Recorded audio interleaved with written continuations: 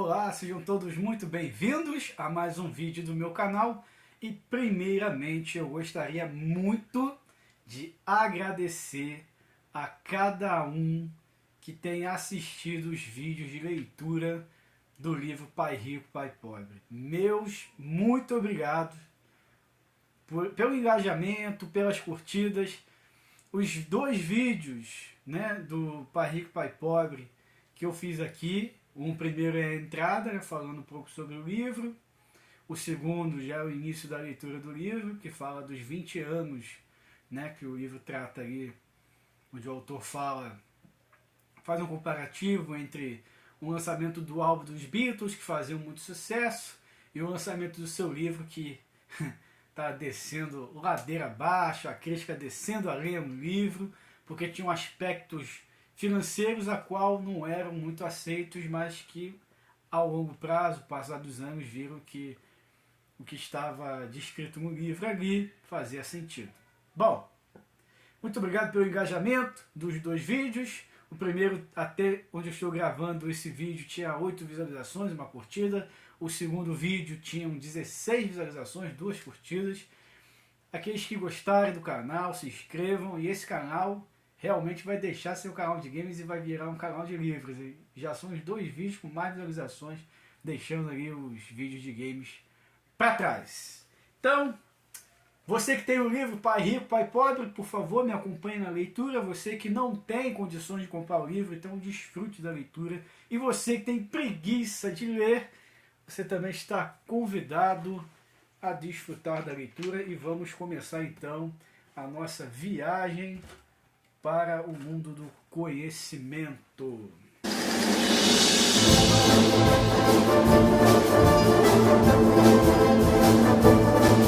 Pai Rico, Pai Pobre, página 9, introdução, e vamos. Pai Rico, Pai Pobre. Tendo 2 pais, tive a escolha entre pontos de vista contrastantes. A visão de um homem rico e a de um pobre. Tive 2 pais, um rico e outro pobre. Um era muito instruído e inteligente, tinha PhD, e fizeram um curso universitário de graduação, com duração de 4 anos, em menos de 2. Foi então para a Universidade de Stanford, para a Universidade de Chicago e para a Northwestern University, sempre com bolsa de estudos. O meu outro pai nunca concluiu o ensino médio.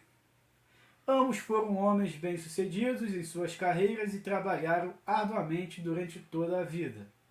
Ambos auferiam rendas consideráveis. Contudo, um sempre enfrentou dificuldades financeiras, o outro se tornou o homem mais rico do Havaí. Um morreu deixando milhões de dólares para sua família, para instituições de caridade e para sua igreja, o outro deixou contas a pagar. Ambos eram homens fortes, carismáticos e influentes. Os 2 me ofereceram conselhos, mas não me recomendaram as mesmas coisas. Ambos acreditavam firmemente na instrução, mas não sugeriram o mesmo tipo de estudo. Se eu tivesse tido um único pai, teria que ter aceitado ou rejeitado seus conselhos. Tendo 2 pais, tive a escolha entre pontos de vista contrastantes, a visão de um homem rico e a de um homem pobre. Em vez de simplesmente aceitar ou rejeitar um desses pontos de vista, me descobri pensando mais, comparando-os e escolhendo por mim mesmo. O problema é que o homem rico ainda não era rico e o pobre ainda não era pobre. Ambos estavam no início de suas carreiras e lutavam por dinheiro e pela família, mas tinham ideias muito diferentes sobre o dinheiro. Por exemplo, um dos meus pais dizia: o amor ao dinheiro é a raiz de todo o mal. O outro: a falta de dinheiro é a causa de todos os problemas. Quando garoto, a influência de 2 pais, ambos homens fortes, gerava uma situação complicada. Eu queria ser um bom filho e os ouvia, mas os dois pais não falavam a mesma língua. O contraste entre suas ideias, especialmente no que se referia ao dinheiro, era tão extremo que eu ficava curioso e intrigado. Comecei a pensar profundamente sobre o que cada um deles dizia. Muito do meu tempo era gasto refletindo, fazendo-me perguntas como: por que ele fala isso? A respeito das afirmações dos meus pais. Teria sido muito mais simples falar sim, ele está certo, concordo com isso, ou simplesmente rejeitar um ponto de vista dizendo: o velho não sabe do que está falando. Porém, tendo dois pais que eu amava, fui forçado a pensar e a escolher um dos caminhos por mim mesmo. Esse processo de escolher sozinho se mostrou muito valioso em longo prazo. Não se tratou simplesmente da aceitação ou rejeição de um único ponto de vista.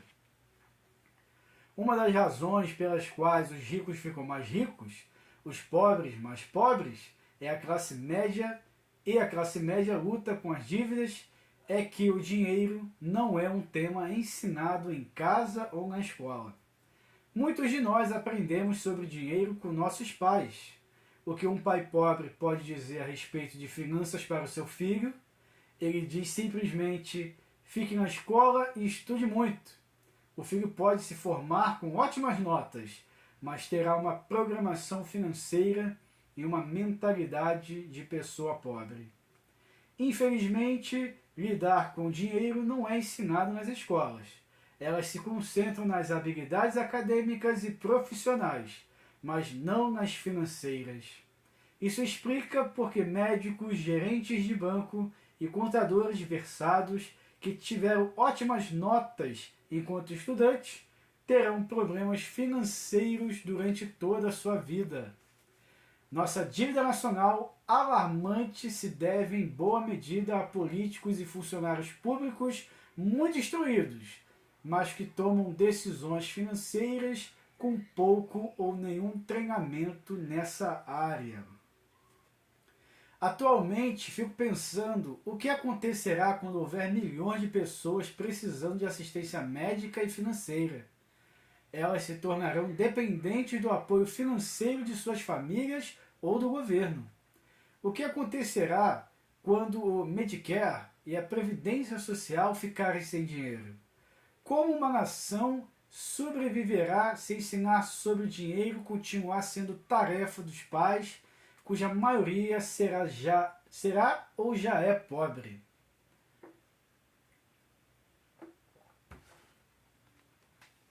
Como tive dois pais para me influenciar, aprendi com ambos. Tive que refletir sobre os conselhos de cada um deles e, ao fazê-lo, percebi o poder e o impacto dos nossos pensamentos sobre a nossa própria vida. Por exemplo, um pai costumava falar: não posso comprar isso. O outro proibia o uso dessas palavras, insistia em que eu falasse: o que posso fazer para comprar isso? Em um caso, temos uma afirmação, no outro, uma pergunta. Um deixa você sem alternativa, o outro obriga a refletir. Meu pai, que logo ficaria rico, explicava que ao falar automaticamente não posso comprar isso, seu cérebro para de se esforçar. Ao perguntar o que posso fazer para comprar isso, você mantém seu cérebro trabalhando. Ele não estava dizendo que comprava tudo o que desejasse. Ele incentivava enfaticamente que eu treinasse a minha mente, o computador mais poderoso do mundo. Meu cérebro fica mais forte a cada dia porque eu o exercito. Quanto mais forte ele fica, mais dinheiro ganho. Ele acreditava que repetir mecanicamente "não posso comprar isso" era um sinal de preguiça mental. Embora ambos os meus pais trabalhassem com afinco, observei que um deles tinha o hábito de pôr seu cérebro para dormir quando o assunto era dinheiro, e outro tinha o costume de exercitá-lo. O resultado era que, ao longo do tempo, um dos meus pais ficava financeiramente mais forte e o outro enfraquecido. Isso não é muito diferente do que ocorre quando uma pessoa faz exercícios físicos regulares, enquanto outra senta no sofá e assiste a televisão. O exercício físico adequado aumenta suas chances de ter uma boa saúde e o mental amplia suas chances de ficar rico. A preguiça reduz tanto a saúde quanto a riqueza. Meus dois pais tinham atitudes mentais diferentes. Um acreditava que os ricos deviam pagar mais impostos para atender aos menos afortunados. O outro dizia: os impostos punem os que produzem e recompensam os que não o fazem. Um dos meus pais recomendava: estude arduamente para poder trabalhar em uma boa empresa. O outro falava: dedique-se aos estudos para conseguir comprar uma boa empresa.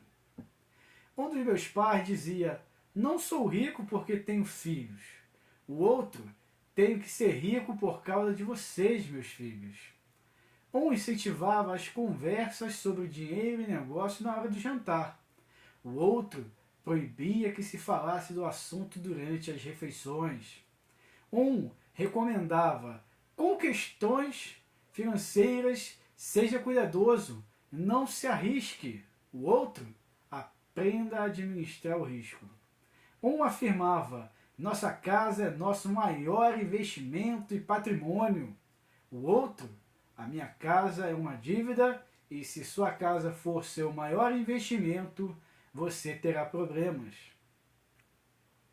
Ambos os meus pais pagavam suas contas no prazo, mas um deles as pagava em primeiro lugar, enquanto o outro as deixava para a última hora. Um deles acreditava que a empresa ou o governo deveria cuidar de você e de suas necessidades. Estava sempre preocupado com aumentos salariais, planos de aposentadoria, benefícios médicos, licença, férias e outros benefícios. Ele ficava impressionado com 2 de seus tios que foram para o exército e se aposentaram com vários benefícios após 20 anos de serviço ativo. Ele adorava a ideia de assistência médica e outros benefícios concedidos a veteranos aposentados. Ele também se empolgava com a cátedra vitalícia do sistema universitário. A ideia de estabilidade no emprego e benefícios trabalhistas lhe parecia às vezes mais importante do que o próprio emprego. Dizia frequentemente: trabalhei muito para o governo, mereço essas mordomias. O meu outro pai acreditava na total autossuficiência financeira. Ele sempre se manifestava contra a mentalidade de direito adquirido e falava que isso criava pessoas financeiramente fracas e necessitadas. Ele dava muita ênfase à competência financeira. Um dos meus pais lutava para poupar alguns poucos dólares, o outro simplesmente criava investimentos. Um pai me ensinou a escrever um currículo impressionante para que eu pudesse encontrar um bom emprego. O outro a fazer planos financeiros e corporativos consistentes, de modo que eu pudesse criar empregos.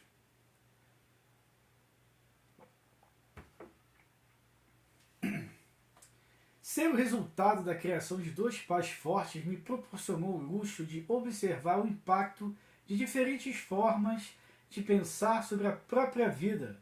Observei que as pessoas moldam suas vidas por meio de seus pensamentos. Por exemplo, meu pai pobre sempre me dizia: nunca vou ficar rico.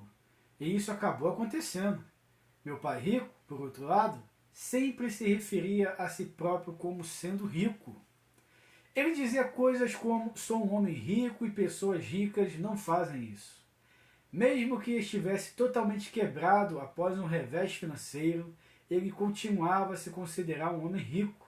Ele se justificava dizendo: uma diferença entre ser pobre e estar quebrado. Estar quebrado é temporário, a pobreza é eterna. Meu pai pobre dizia: não ligo para dinheiro, ou o dinheiro não é importante. Mas meu pai rico sempre dizia: dinheiro é poder.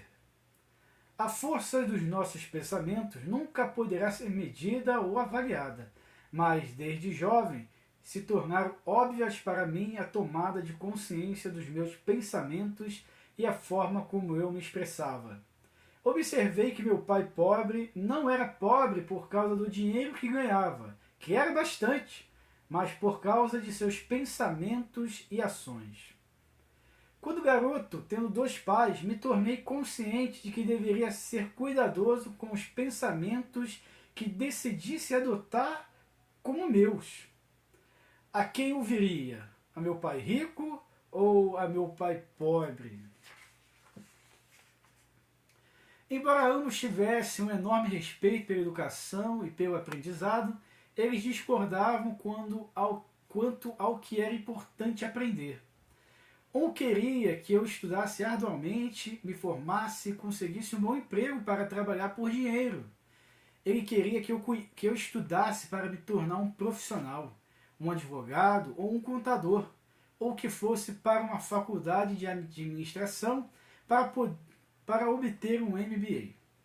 O outro me incentivava a estudar para ficar rico, para entender como funciona o dinheiro e para aprender como fazê-lo trabalhar para mim. Não trabalho por dinheiro, costumava repetir. O dinheiro trabalha para mim. Com 9 anos, resolvi ouvir e aprender com meu pai rico tudo sobre o dinheiro. Optei por não dar ouvidos a meu pai pobre, mesmo que fosse ele quem possuísse todos os títulos universitários. Uma lição de Robert Frost. Robert Frost é o meu poeta favorito. Embora goste de muitas de suas poesias, a minha preferida é A Estrada Não Trilhada. Quase todos os dias recorro às suas lições. E aí o autor escreveu aqui a poesia. A estrada não trilhada. Num bosque, em pleno outono, a estrada bifurcou-se, mas, sendo um só um caminho eu tomaria. Assim, por longo tempo eu ali me detive, em um deles observei até um longe declive no qual, dobrando, desaparecia. Porém, tomei o outro igualmente viável e tendo mesmo um atrativo especial, pois mais ramos possuía e talvez mais capim, embora quanto a isso o caminhar no fim o estivesse marcado por igual. E ambos, nessa manhã, jaziam recobertos de folhas que nenhum pisar enriquecera. O primeiro deixei, para um outro dia, e intuindo que um caminho outro caminho gera, duvidei se algum dia eu voltaria. Isto eu hei de contar mais tarde, num suspiro, n'algum tempo ou lugar desta jornada extensa. A estrada divergiu naquele bosque, e eu segui pela que mais ínvia me pareceu. E foi o que fez toda a diferença. E foi o que fez toda a diferença. No decorrer dos anos, pensei muitas vezes no poema de Robert Frost. Ao escolher não dar atenção aos conselhos e às atitudes quanto ao dinheiro do meu pai muito instruído, tomei uma decisão dolorosa, mas ela determinou o resto da minha vida. Com a decisão de a quem dar ouvidos, teve início a minha educação financeira. Meu pai rico me deu lições ao longo de um período de 30 anos até que cheguei aos 39 anos de idade. Suas lições pararam quando ele percebeu que eu conhecia e entendia plenamente o que ele estava tentando martelar na minha cabeça, às vezes bastante fechada. O dinheiro é uma forma de poder, mais poderosa ainda, entretanto, é a educação financeira. O dinheiro vem e vai, mas se tiver sido educado quanto ao seu funcionamento, você adquire poder sobre ele e começa a construir riqueza. O motivo pelo qual o simples pensamento positivo não é eficaz é que a maioria das pessoas foi à escola e nunca aprendeu como o dinheiro funciona, e sim passa sua vida trabalhando por ele. Como comecei com apenas 9 anos, as lições que meu pai rico me ensinou foram simples. E quando tudo me foi dito e feito, encontramos apenas 6 lições repetidas ao longo de 30 anos. Este livro trata dessas 6 lições, expostas das maneiras mais simples possível, da forma como meu pai rico as passou para mim. Essas lições não se pretendem ser respostas, mas sim marcos, referências que ajudarão você e seus filhos a enriquecer. Não importa o que aconteça em um mundo de crescente mudança e incerteza. E assim termina então nosso dia de leitura, a introdução do livro Pai Rico, Pai Pobre. E em um próximo vídeo entraremos para o capítulo 1 do livro e aprenderemos mais com este grande escritor, o Robert, sobre o que fazer com dinheiro. E a partir do capítulo 1, você e eu seremos confrontados por este autor, da forma como pensamos, como agimos e o que fazemos com o nosso dinheiro. Então, até o próximo vídeo.